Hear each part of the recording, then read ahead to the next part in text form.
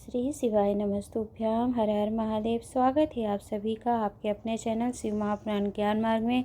आज की वीडियो के माध्यम से आप एक नए उपाय के बारे में जानेंगे, जो कि किसी भी तरह की कानूनी तकलीफ़ है, आपको कार्रवाई में फंसे हैं आप, केस है या प्रशासनिक कार्रवाई या सरकारी कोई भी ऐसी गतिविधि है, गलत केस दर्ज हो गया है आपके ऊपर, या फिर कोई कानूनी केस बन गया है गलत तरीके से, आप ऐसी प्रशासनिक गतिविधियों में सरकारी कार्यों में फंसे हुए हैं, तो आपको कौन सा उपाय करना चाहिए जिससे आपको इससे छुटकारा प्राप्त हो।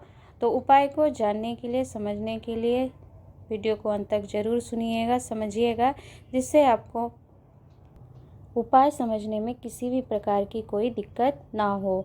तो उपाय जानने एवं समझने से पहले आप चैनल को सब्सक्राइब अवश्य कर लीजिएगा, जिससे आपको हमारे नए उपायों का वीडियो आपके पास सबसे पहले एवं सरलतम रूप से प्राप्त हो सके।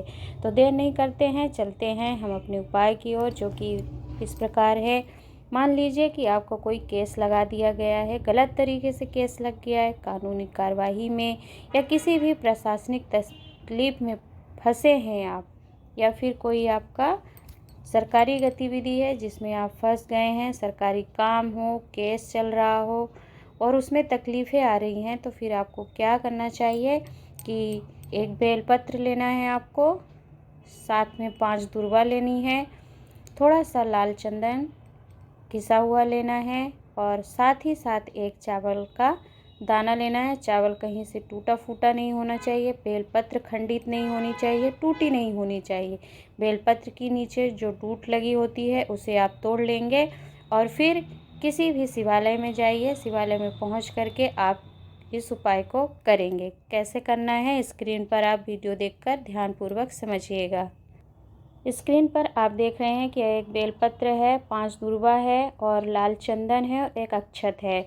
तो आपको सबसे पहले जो आप एक बेलपत्र लिए हैं उसके तीनों पत्ते पर लाल चंदन का लेपन करेंगे।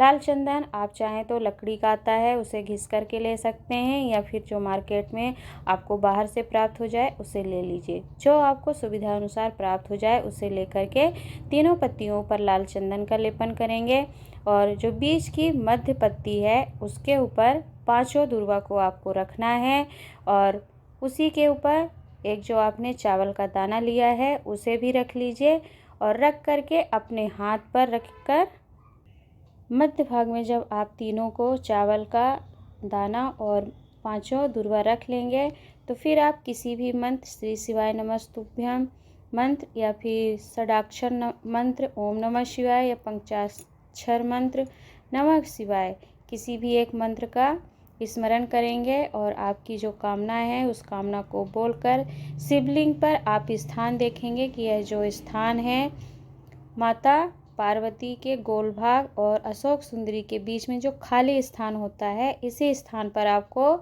यह बेलपत्र और जिस प्रकार में समर्पित करनी हो इसी प्रकार आपको समर्पित कर देना है।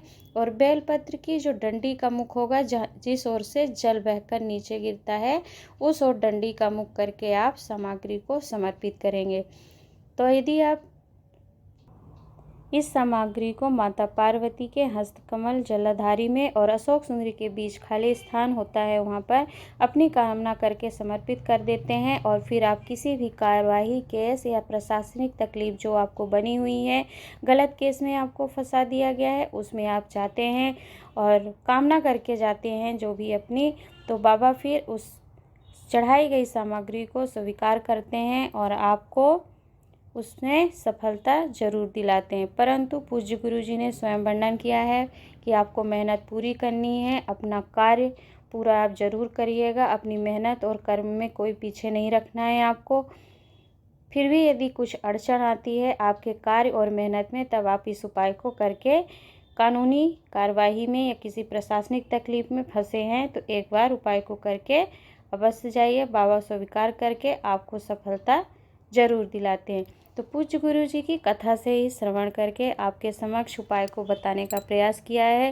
पूज्य गुरु जी ने इस उपाय का वर्णन श्री शिव पार्वती शिव महापुराण कथा, जो कि 17 से 21 अक्टूबर 2023 में हाल ही की कथा नागपुर महाराष्ट्र से श्रवण करवाई थी, उसमें इस उपाय का वर्णन किया है। आशा करती हूँ कि उपाय आपको समझने में किसी भी प्रकार की कोई परेशानी नहीं आई होगी। फिर भी उपाय को लेकर किसी भी प्रकार की आपके मन में संशय है तो अवश्य पूछिएगा, हम उसे बताने का प्रयास करेंगे।